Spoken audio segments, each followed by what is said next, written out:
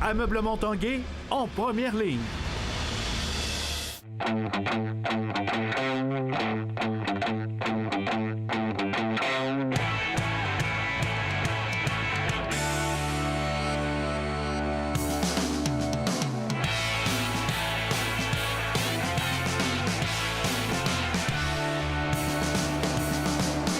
À tous, bienvenue à l'Esprit sportif. Dans l'émission aujourd'hui, on prendra des nouvelles un peu plus tard de l'équipe de basketball masculin du Rouge et Or. Mais d'abord, parlons d'une bonne nouvelle pour le soccer dans la grande région de Québec, alors que le Dynamo féminin est de retour après 2 ans d'absence au soccer semi-professionnel.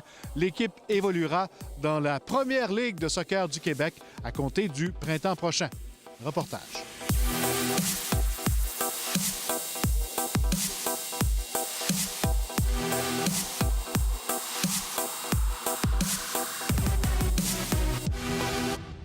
Après la fin de l'expérience dans la W-League, ça avait laissé quand même un trou béant pour le soccer féminin dans la région.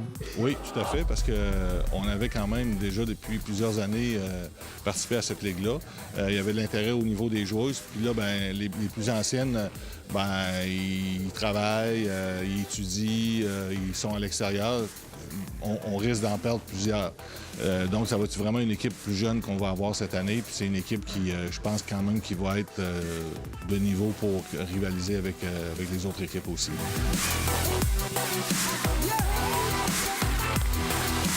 On va jouer 3 fois contre chaque équipe. Il y a Blainville, Lac-Saint-Louis, Rive-Sud, Montreuil et nous. La plupart des équipes ont beaucoup de jeunes aussi, mais des joueuses qui sont au centre national. Par exemple, Lakeshore ont beaucoup de joueuses du centre national, donc des équipes qui ont fait l'équipe canadienne. Montreuil ont des joueuses qui viennent de l'extérieur, qui étaient aux États-Unis, qui reviennent. Ça risque d'être jeune, mais un bon calibre quand même.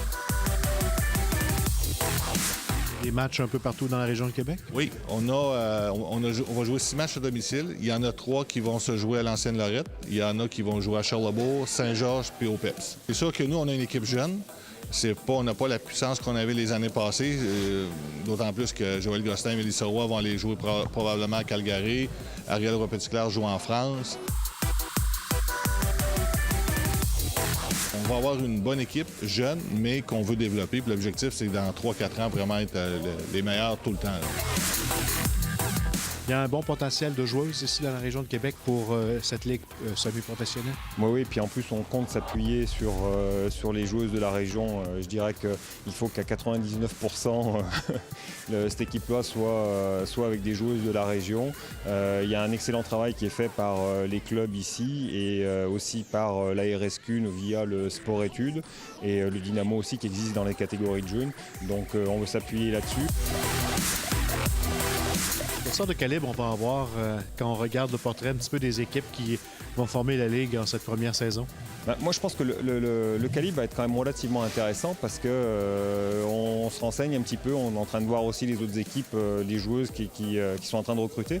Et puis, moi, en ayant été aussi coach universitaire, il y a des filles où on entend les noms qui reviennent. Donc oui, je pense que le calibre va être quand même relativement intéressant.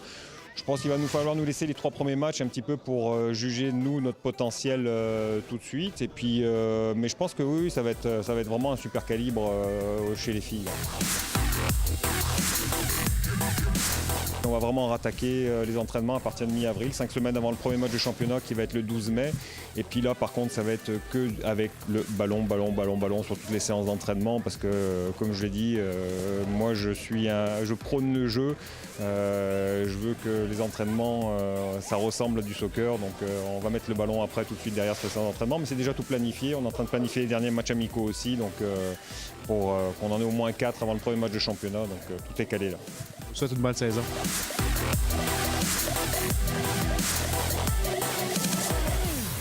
Aujourd'hui, le service des activités sportives de l'Université Laval dévoilait les détails de l'initiative en santé mentale pour les étudiants athlètes universitaires. Stéphane Turcot nous donne plus de détails. Dania Bellil a 25 ans, étudiante en intervention sportive, nageuse du Club Rouge et Or, mais aussi aux prises avec des problèmes de santé mentale. J'ai été diagnostiquée de trouble affectif bipolaire à 19 ans. Je suis de type 2, donc j'ai plus tendance à faire des longues dépressions majeur plutôt qu'avoir... parce qu'il y a des différences avec ceux qui sont hypomaniaques. Donc, c'est ça, moi, je suis dans les longues périodes sombres et ténébreuses. Dania va raconter dans un long texte qu'elle a écrit et qui sera publié dans les prochaines heures sur le site du Rouge et Or toute sa mésaventure, son désarroi et son impuissance face à la maladie. Et comment elle a aussi songé à vouloir cesser de vivre. T'as descendu jusqu'à où? Très, très, très profond, là, au point où ce que je me disais... j'aimerais avoir un accident de voiture pour comme, me libérer de cette souffrance-là, mais j'étais pas prête à commettre ces actes-là. Je me disais, j'aimerais avoir un accident accidentel. Et c'est en parlant qu'elle a compris qu'elle n'était pas seule. Parce que c'est une fois que tu as ce diagnostic-là que tu te rends compte qu'il y en a comme 5 autour de toi, finalement, puis t'es comme, hein, t'es sérieux? Et pour ceux et celles qui en souffrent, elle leur demande simplement de faire confiance à la vie. De s'accrocher, de trouver que ce soit la plus, comment je pourrais dire ça, insignifiante soit-il, lueur d'espoir. Après un sevrage de médication et un suivi avec les intervenants, elle a repris goût à la vie, sachant toutefois qu'une rechute est toujours possible. Mais après avoir réussi la traversée du lac Saint-Jean l'été dernier, Dania témoigne de sa victoire. C'était une belle manière de conclure mon combat pour retrouver la santé. Fait que c'était vraiment un gros accomplissement, puis c'était vraiment un événement très rempli d'émotions. Une santé qu'elle chérit à tous les jours. Stéphane Turcot, TVA Sport, à Québec. Après la pause, basketball, Rouge et Or.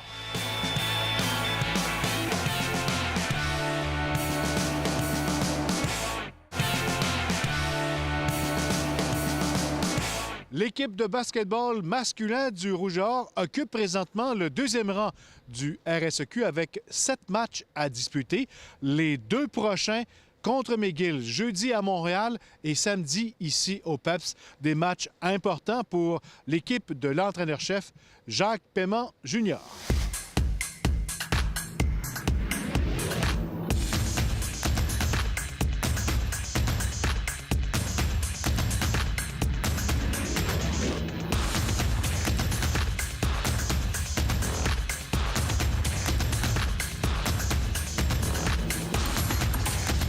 On est 6 victoires, 3 défaites. On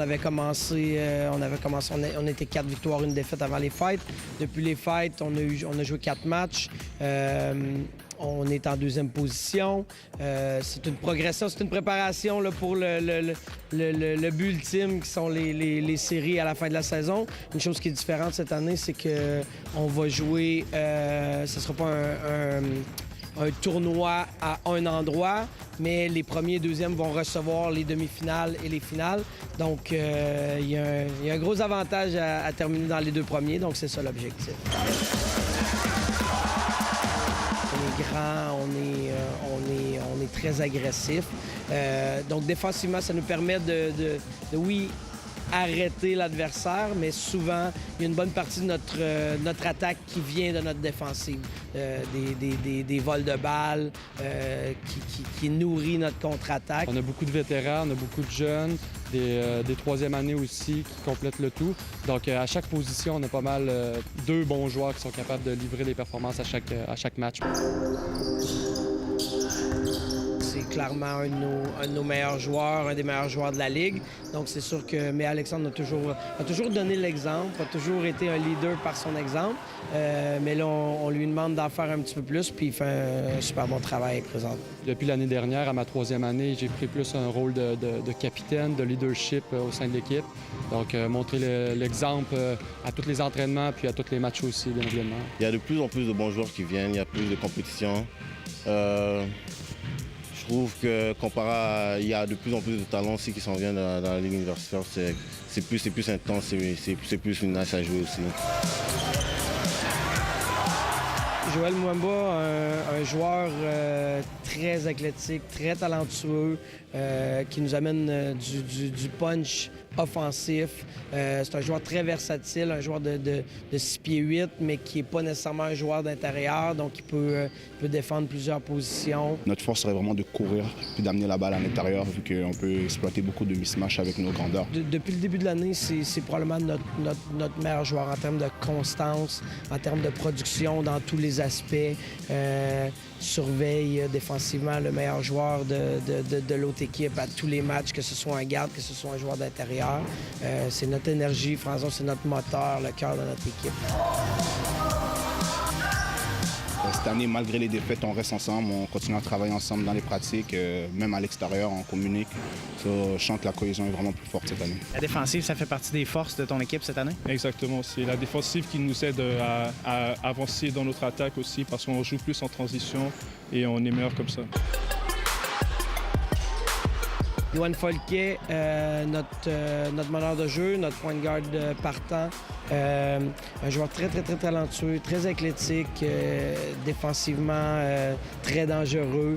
Il mène notre attaque. C'est pas un joueur qui amène beaucoup de production là, en termes de points, mais c'est lui qui fait rouler notre attaque. Marc-Antoine Fortin, notre joueur d'intérieur, un grand gaillard de 6 pieds 9, très athlétique, très talentueux. Marc a commencé à jouer au basket un peu plus tard que nos autres joueurs, donc il est encore en pleine progression, mais il couvre de l'espace défensivement. On essaie d'être de plus en plus physique. En fait, l'année passée, on a été un peu moins physique, puis ça nous a coûté la game samedi. On va essayer de jouer plus physique, commencer en pratique pour amener ça jusqu'à la game. McGill, c'est un bon défi pour ton équipe en fin de semaine? Oui, c'est un très bon défi. On connaît cette équipe-là. Moi, ça fait 3 ans que je suis ici. Donc, j'ai vu cette équipe-là pendant 3 ans. Puis, à chaque match, c'est une bataille, là, c'est un défi. Donc, c'est clairement l'équipe à battre, mais on pense qu'on est capable de leur donner un bon challenge. Puis oui, effectivement, on joue jeudi et samedi 2 matchs contre eux. Donc, ça va nous permettre de voir un peu où on est rendu. Ensuite de ça, il va nous rester un bon mois pour se préparer, mais c'est clair que si on veut aspirer au championnat, on va rencontrer McGill à un moment donné, c'est certain. Et je vous rappelle en terminant, demain soir, les Remparts de Québec qui accueillent ici au Centre Vidéotron la visite des Tigres de Victoriaville. L'Esprit sportif y sera. Soyez là. Bye bye. À demain.